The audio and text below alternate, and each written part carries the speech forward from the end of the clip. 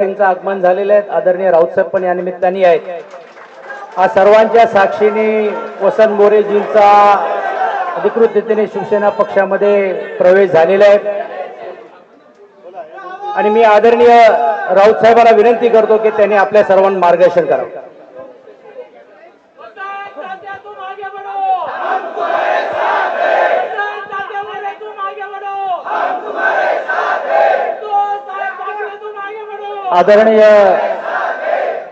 आदरणीय शिवसेनेचे पक्षप्रमुख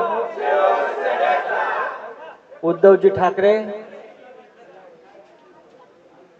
पुण्याचे संपर्क प्रमुख सचिन भाऊ वाहीर, आदित्य शिरोडकर, पुण्यातले सर्व शिवसेनेचे पदाधिकारी आणि ज्यांच्या स्वागतासाठी आपण इथे उपस्थित आहोत असे वसंत तात्या मोरे. खूप दिवसांनी भरपूर पाऊस सुद्धा झाला आणि वसंतही फुललाय.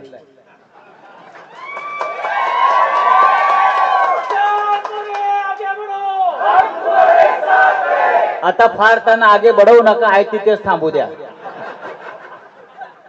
खूप पुढे झाले आहेत, ते पुढे खूपच पुढे आलेले आहेत आणि मातोश्री पर्यंत पोहोचलेले आहेत. मी वसंत तात्याचं इथे स्वागत करतो. गेल्या अनेक दिवसापासून तात्या लोकसभा लढले,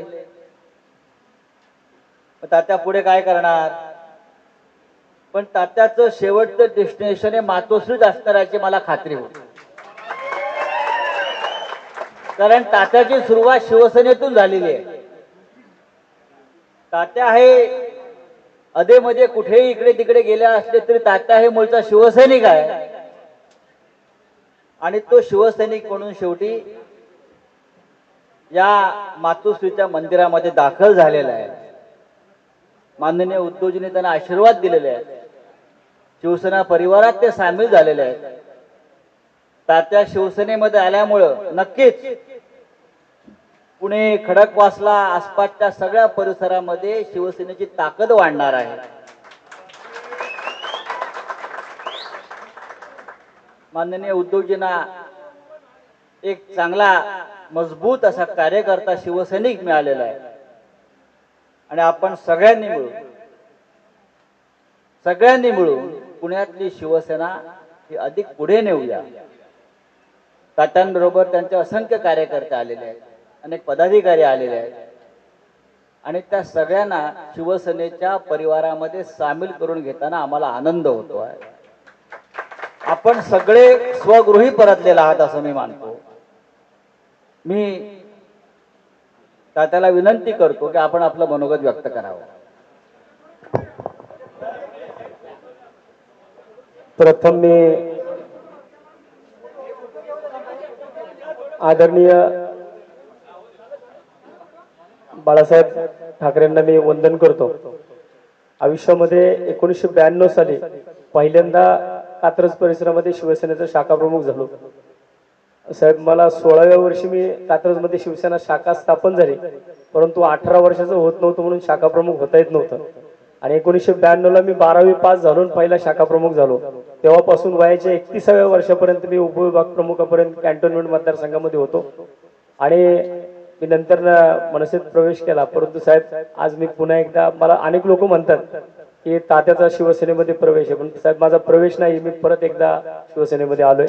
आणि आता या ठिकाणी जसं आता राऊत साहेबांनी सांगितलं, राऊत साहेबांच्या मार्गदर्शनानं, आहिर साहेबांच्या मार्गदर्शनानं, तुमच्या आशीर्वादानुसार पुणे शहरामध्ये साहेब भविष्यामध्ये माझ्यासोबत आता दोन्ही शाखा शहराध्यक्ष आहेत, संपूर्ण नगरसेवक. गेली 15 वर्ष सातत्याने मी महानगरपालिकेमध्ये असल्यामुळं शहराचा विरोधी पक्षनेता होतो. प्रशासनासोबत माझं अतिशय चांगलं काम आहे आणि भविष्यामध्ये या 10 नगरसेवकांचे साहेब भविष्यात आपल्याला मिनिमम आतापर्यंत जेवढे नगरसेवक नव्हते 25 पेक्षा जास्त नगरसेवक त्या पुणे महानगरपालिकेमध्ये आम्ही सर्वजण मिळून शहरामध्ये एक ताकद उभी करू एवढं आज सांगतो. आणि आपण मला या ठिकाणी पुन्हा एकदा शिवसेनेमध्ये बोलवलं. माझे जवळजवळ 17 शाखाध्यक्ष, 5 उपविभागाध्यक्ष, 1 शहराध्यक्ष, 2 सचिव, महिला आघाडीच्या 5 शाखाध्यक्ष यांच्या सर्वांसह मी आज या ठिकाणी जे पदावरती होते, 12 मार्चला ज्या दिवशी मी महाराष्ट्र नवनिर्माण सेनेचा राजीनामा दिला, त्याच दिवशी या सर्व लोकांनी माझ्यासोबत पक्षाचा राजीनामा दिला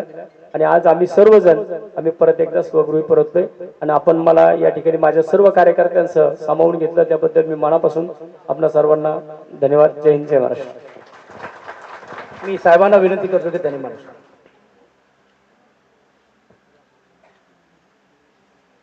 तुम्ही सर्व पहिले शिवसैनिक म्हटल्यानंतर सुरुवात काय करू बोलायला. वसंतराव, तुम्ही आणि तुमच्यासह तुमचे सहकारी म्हणून शिवसेनेत म्हणजे आपल्या स्वगृही परतलेल्या सर्व शिवसैनिक बांधवांनो आणि भगिनी, जसं संजय राऊत म्हणाले तसं आम्ही सगळेजण बघत होतो की आता लोकसभेच्या निवडणुकीच्या आधी वसंतराव करतायत काय करायचं हा ज्याचा त्याचा वैयक्तिक प्रश्न असतो. आणि एका गोष्टीचं मला नक्कीच मी म्हणेन समाधान आहे की तुम्ही पहिले शिवसैनिक होतात. मधल्या काळामध्ये मी असं अगदी काय लगेच म्हणणार नाही की तुम्ही दिशा चुकला होता, पण शिवसेनेच्या बाहेर सुद्धा पक्षात काय वागणूक मिळते, काय सन्मान मिळतो का याचा अनुभव घेतलात.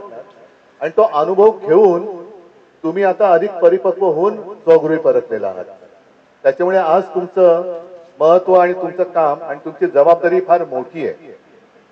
साहजिकच आहे, मी आतमध्ये शिवबंधन तुम्हाला आणि तुमच्या सहकार्यानं बांधत असताना काही जण मला म्हणाले की आम्ही सुद्धा पहिले शिवसैनिक होतो. मग आता तुम्हाला सगळ्यांना शिवसैनिक होतात आणि शिवसेना सोडल्याबद्दल शिक्षा तर झाली पाहिजे आणि ती वसंतरावनं पण झाली पाहिजे, हो की नाही. बघा आता हे सगळे म्हणतात हो शिक्षा झाली पाहिजे की नाही. अरे हो की नाही, तुम्हाला पण मिळणार शिक्षा. आणि शिक्षा हीच आहे की पूर्वीपेक्षा कित्येक पटीने मला पुण्यामध्ये शिवसेना वाढवून पाहिजे. ही वाढवण्याची जबाबदारी ही. शिक्षा हा गमतीशीर शब्द आहे, तो तसा या अर्थाने घेऊ नका, पण ही जबाबदारी म्हणून घ्या. कारण जरी पुण्यातनं तुम्ही आला असलात तरी गेल्या कालच्या लोकसभा निवडणुकीने महाराष्ट्राने नाही म्हटलं तरी देशाला एक दिशा दाखवलेली. जी लोकशाही आपली धोक्यात आणली होती, संविधान धोक्यात आणलं होतं, त्या संविधानाचा रक्षक म्हणून शिवरायाचा महाराष्ट्र पुढे सरसावला. आणि आपण जे नेहमी म्हणतो की महाराष्ट्र हा देशाला दिशा दाखवत आलेला आहे, ती दिशा महाराष्ट्राने दाखवली. आता ती होती ही लोकशाहीची आणि देशाच्या संविधानाच्या रक्षणाची होती. होणार आहे की गद्दारी, खोकेबाजी आणि लाचारीच्या विरुद्धची लढाई होणार आहे.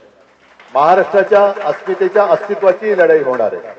आणि पुणे म्हटल्यानंतर पुणे क्रांतिकारक, विचारवंत हे सगळ्यांचं विद्येचं माहेरघर आहे. त्याच्यामुळे पुणे हे उद्याच्या सत्ता बदलाचं केंद्र असलं पाहिजे.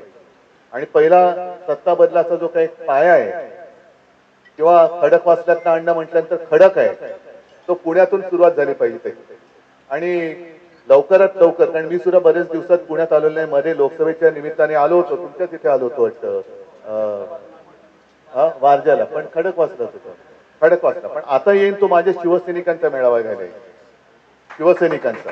आणि त्यावेळेला शहरातली संपूर्ण आपले कार्यकर्ते सगळे शिवसैनिक हे एकत्र बोलवा.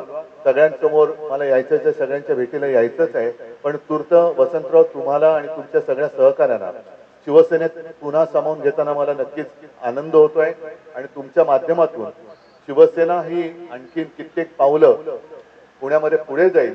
आणि तो जो एक काळ होता, पुण्यात एका काळी आपले शिवसेनेचे 5 आमदार होते, 5 आमदार होते आपले शिवसेनेचे. तो काळ पुन्हा आणायचा मला, पुन्हा पूर्णपणे शिवसेना आणि भगवामय करायचं आहे. आणि तो भगवा तुम्ही सगळे मिळून तिकडे फडकाल ही खात्री बाळगतो. शुभेच्छा देतो. जय हिंद, जय महाराष्ट्र. धन्यवाद.